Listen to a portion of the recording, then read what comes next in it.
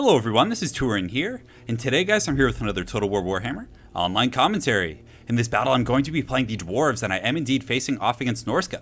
So let's go ahead and take a look at the army compositions, and we can go from there. So in the front line I do have some Dwarf Warriors mixed in with the Warriors of Dragonfire Pass. So Norsca does have a lot of relatively low tier infantry units like Marauders, and even Marauders with great weapons. Granted, the Marauders with great weapons do trade pretty efficiently with Dwarf Warriors in the front line, but Dwarf Warriors, when you mix them with High King Thorgrim and that plus 12 melee attack from the Great Book of Grudges, can actually trade really well there for their cost. On top of that, they do have some missile defense and charge defense against large foes, so if they are coming in with like mammoths and other things like that, you can actually brace and, be a little bit durable there. So for my leadership, I do have the High King Thorgrim with the Great Book of Grudges, as well as the High King buff. So in quite a few of these games I played, I've had High King Thorgrim chased down by, Wulfric the Wanderer, or, Throg will be chasing him. So he actually does get relatively low in terms of his leadership. So again, this proc that actually has a 250 meter radius, the High King buff with plus 8 melee attack, 8% charge defense, 12% weapon damage, and immunity to psychology actually becomes a factor quite a bit. So on top of that, I do have the Grumbling Guard, and granted, a little bit of AP is decent because Norsca will often bring Marauder champions, which, it's something to get used to, because when you think Norsca, typically you think Marauders and very light armor, but they actually do have some armored units with the Skin Wolves, the armored Skin Wolves, that is, and the Regiment of Renown, which I've actually been seeing quite a bit against the Dwarves. So I definitely think having a little bit of AP is a good choice. On the far side, I do have some Longbeards with great weapons. Here, I had to kind of skimp out a little bit as I ran out of money, but I do have some miners. So for my missile units, I do have the Althar's Raiders. I have some Thunders on the far side, both of which are great at taking down mammoths, good against Skin Wolves. If they do bring Throg, you can really, really punish him with that Mark of Althar. And having a little bit of fun this game. I still don't think it's a great pick, but I do have the Iron Drakes with the Flamethrower. So 139 missile damage, very, very low AP values. You can see it's actually 1, so that's pretty grim, but they do fire damage. So against like Skin Wolves or Throg, things like this, and even against lightly armored Marauder infantry, these guys can really, really tear it up if left unimpeded. Still, I don't think they're a great unit, and if, the Marauders, not Marauders, but if the Elephants and other monstrous units are able to get onto these guys, they only have 2,100 HP, and they really, really get torn up. In the back, I do have 2 Slayers, and then I have the new and improved Cannon and Bolt Thrower. So if you guys go ahead and take a look over here, the Bolt Thrower actually does indeed have a true anti-large bonus now, about 24, which is great for the cost. On top of that, the cannon over here does also have a true bonus for its large of 36, I think it is. Let's go ahead and take a look just to be sure. So 38, so that's pretty massive, guys. That's a big, big buff. So I do have 2 of them, and I also did put more chevrons on this dwarf cannon, and another one of the patch changes was the fact that the cannons also do get improved accuracy, so apparently their calibration was adjusted. So, guys, that's pretty much it for my army. My apologies for the long-winded introduction. Over on the far side, we do have a Skin Wolf Werekin. So these guys, even though it says on paper, like, hey, it's an anti-large unit, they're pretty much good in all matchups. Look at this guy skulking through the forest on all fours. But these guys are monsters, and I honestly think they're one of the more, cost-effective options for, like, Empire Captains and units like that. They're extremely fast. They have anti-large. They have armor piercing. They have regeneration, immunity to psychology, a ward save of 20%. The list goes on. They're incredibly powerful and very tough to deal with. Over here, he has Norscan Ice Wolves, which aren't bad against the Dwarves either. They're fast and they're deceivingly strong. Like, Norscan Ice Wolves honestly could probably beat a group of miners fairly handily.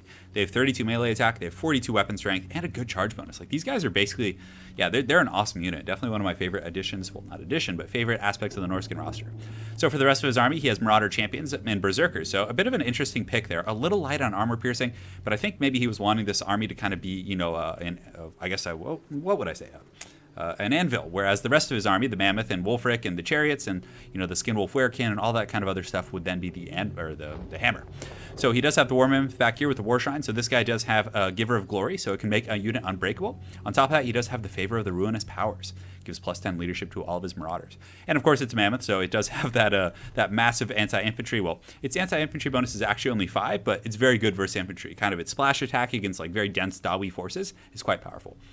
And on the far side, what anti-dwarf army would be complete without a Marauder Ice Wolf Chariot? So this Chariot has pretty low AP values compared to the Gore Beast. So what I notice is when it does come in pretty hot and heavy, it doesn't do as much shock damage as like a Chaos Chariot or something like that would do. But still, nonetheless, it has Frostbite. It's very hard for the Slayers to catch it because of the Frostbite, and it does some pretty good work.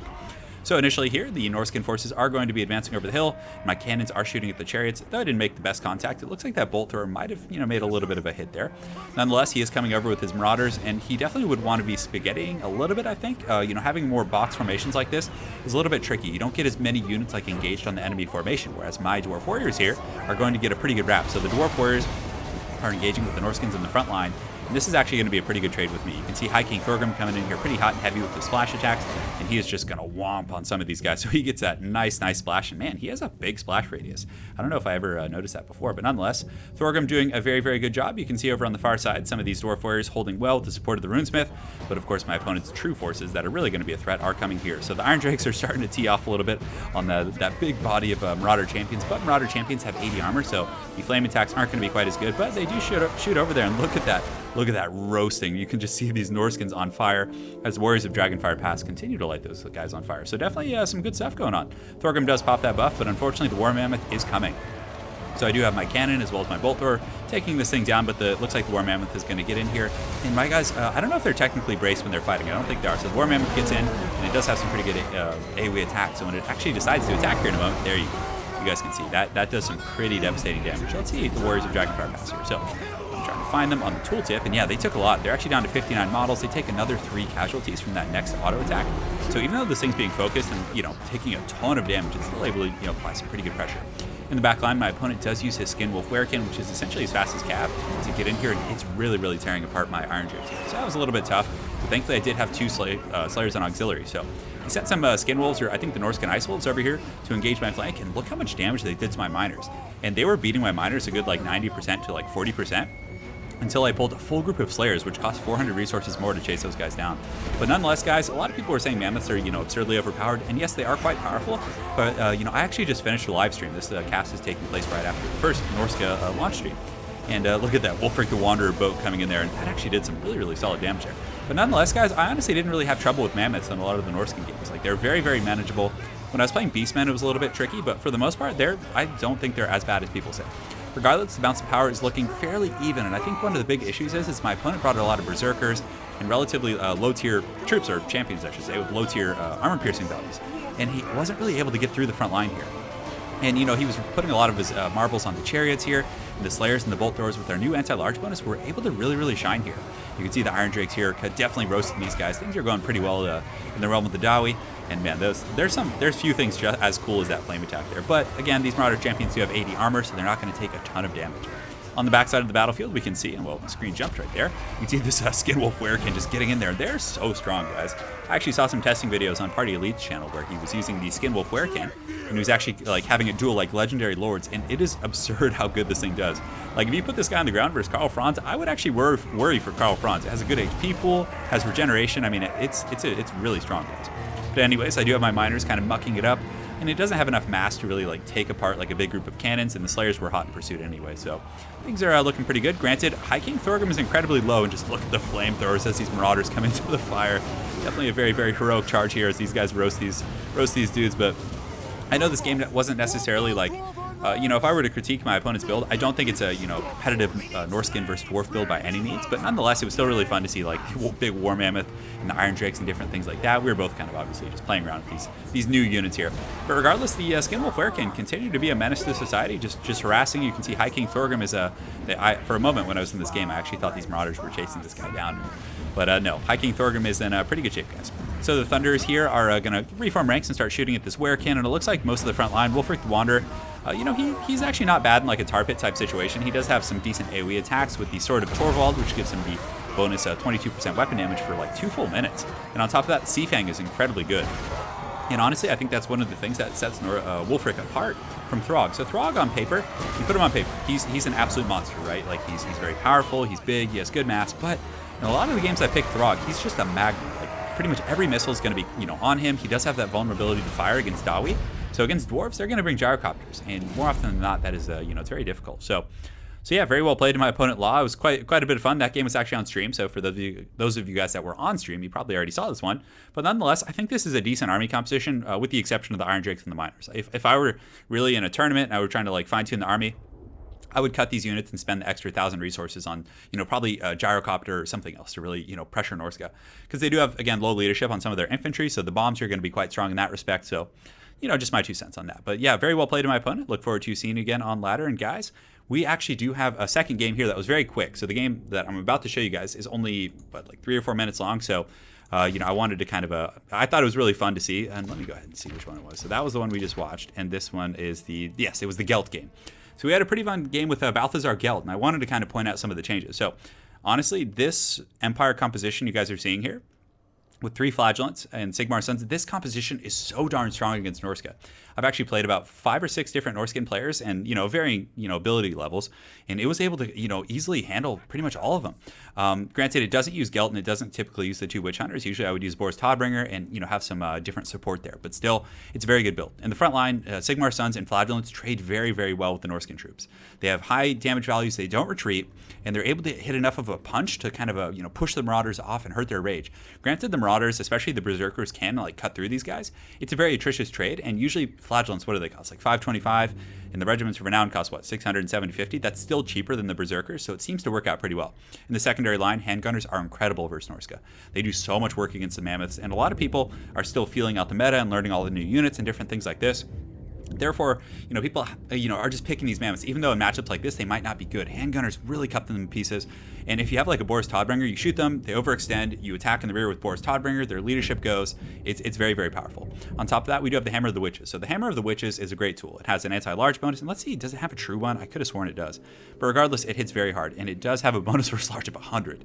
So that thing massacres the Mammoths. And Knights of the Blazing Sun, if you get a good charge on the Skinwolves, it puts them down. It's a massacre. Like the Knights of the Blazing Sun, especially with the support of like a Bright Wizard or Balthazar Gelt with Lord Metal. And guys, it would appear that the Final Transmutation has gotten some pretty massive buffs. It hits a lot harder now, guys. And hopefully I get the chance and I actually succeed in showcasing that this game.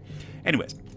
So the forces are advancing here, and while we're here, we'll go ahead and take a look at the Norscan army. In the front line, he does have Marauders. It looks like just standard Marauders. He does have some Fimir Warriors. So the Fimir Warriors are quite strong. They have armor piercing, armor sundering. So they're not necessarily really going to thrive against high density groups like Thunders, but against enemy lords or great swords or enemy cav, they would really be quite strong. And they also do have missile resist. He does have 2 Feral Mammoths, so he's putting a lot of marbles in these Mammoths. And in the back, he does have a Skinwolf Werekin. So where is his leader? Oh, and he does have Throg. So Throg is, I definitely wouldn't recommend bringing him against the Empire. The Empire has a lot of tools to kind of burn him down. Granted, I don't have a ton of fire damage on my main line. I think my Knights of the Blazing Sun do, of course. And do I have a caster? Yes, I have Gelt. So in the back, my opponent does have some Marauder Horsemen, so I actually did not notice those guys. So he pulls the Marauder Horsemen back, and he's definitely going to shut down that Hammer of the Witches. So very well played to my opponent there. Here you can see the Mammoths advancing. They're taking quite a bit of pressure here. And these are the Feral Mammoths with low armor. So you can see they've taken quite a bit, but nonetheless, they're going to get in here and definitely going to steamroll some of my frontline troops here. So he gets in there, definitely a little bit of Lord of the Rings action going on. Gonna take these Rohirrim down. But yeah, nonetheless, they're doing pretty good, massacring my infantry, but still, it's not as much damage as you think. And this Mammoth right here has been getting focused. So I use Transmutational Lead, so these Fimir Warriors in here, obviously my Flagellants aren't going to win this, but you're really getting your value from some of this charge porn over here on the side. So you can see the Knights of the Blazing Sun coming around, and even if he had Skinwolves, these guys would have cut the Skinwolves down incredibly hard, especially with like a Transmutational Lead or a Plague of Rust, even on the armored ones, to really help their values go up. So again, on the far side, you can see these guys coming in, and the Fimir Warriors, if I'm not mistaken, yeah, they don't have regeneration, so they're not necessarily immune to there it looks like Fight or Die from Throg, so they don't take extra damage from fire, but regardless, a good rear charge is always online. But the main reason I wanted to showcase you guys this game is because, number one, I was using 2 Witch Hunters, so the Witch Hunters were actually not bad against Norska. This is one of the things that I thought was pretty cool. They have a ton of big targets. So these Witch Hunters, you guys have probably noticed, they haven't really been impeded. They've been shooting nonstop, just having fun, and they do have pretty good weapon damage, 360 something. So these Mammoths have been going down really fast to the Witch Hunters. Accusation right here has been used on Throg. Did quite a bit of damage, taking him down to about 80% through his regeneration. And look at that final transmutation, guys. It has gotten quite a bit of a buff, I think. I mean, that took Throg down another 20%, and a lot of the nearby troops also got ravaged. It did really well against the Fimir Warriors and a lot of these other guys, and I was definitely quite happy with that. We can see Throg doesn't care. He's throwing up. He's having a good time. But yeah, just kind of wanted to show you guys that. And you can see the accusation coming down on Throg, just really, really keeping him pinned down. And that fire, from the Handgunners as well as the Witch Hunters is also not bad at all. These guys are really putting these Mammoths down. In the back, you can see Balthazar Gelt, the Supreme Patriarch, doing pretty good against these Marauder horses. Unfortunately, they did chase off my cannon like you guys saw earlier, but nonetheless, we were able to get back there with some spears and Balthazar Gelt. They should be able to kind of handle those guys from there. But the double accusation, definitely having a bit of a good time here. You can see a lot of the Norscan forces have routed. I definitely would have brought some more Berserkers, and the Skinwolves would have been a pretty good pick nonetheless. So if you can get the Skinwolves and mix them in with like the Norscan Hounds or different things like that to intercept the Knights of the Blazing Sun so that your Skinwolves don't take the initial fire shock of these guys, I think that's going to be quite strong. So you can see Big Daddy Throg here putting up a bit of a last stand. He just crushes a few of those Knights of the Blazing Sun, but he is weak to fire. So he's taking quite a bit of extra damage here. Granted, that regeneration is incredibly strong in him. He's got those mean karate kicks, but the transmutation of lead should be enough to kind of finish those guys off. But the Mammoths, again, guys, not as strong as people think. Some of the Norscan armies I've had trouble with earlier in the day when I was playing was Norscan armies that are very wide and Marauder based, with the javelins, different things like that. Using these skin wolves relatively defensively, and the Norscan ice wolves, of course, are a very, very powerful unit. Like they can get around and do damage to Cav and intercept Knights of the Blazing Sun, and then you can follow up with the skin wolf, a Regiment of Renown, with really good AP values and generate some good results. So hopefully you guys enjoyed that double cast. I know they weren't necessarily the most competitive, like long-term games. Everyone's kind of experimenting with new things, but regardless, the mammoths, I just wanted to show you guys they can be dealt with pretty efficiently. And I mean, granted, those mammoths did charge in pretty direct, but I mean, that's what they're going to do. But yeah, the Knights of the Blazing Sun, definitely give it a try and take this build, but get rid of the Witch Hunters, get rid of Balthazar, use what's his name, Boris Todbringer, and then mix in another caster, like a Flame Caster, for example. Flaming Sword of Ruin to kind of imbue your front line, if need be, to help against Throg. Or you can imbue your missile units with Flaming Sword of Ruin and then gun Throg down with a ton of fire damage. It's very strong. But I think Norsca's in a good place. They're good. They have good matchups. They have bad matchups. I think Empire is very, very good against them. Bretonnia is kind of a middle ground type thing, but I think Knights of the Blazing Sun and Hammer of the Witches are very, very good here. But regardless, very well played to my opponent, Ryan1307. Look forward to seeing you again on ladder. And hey, guys, hopefully you enjoyed those casts, and we'll be seeing you guys soon. Take care.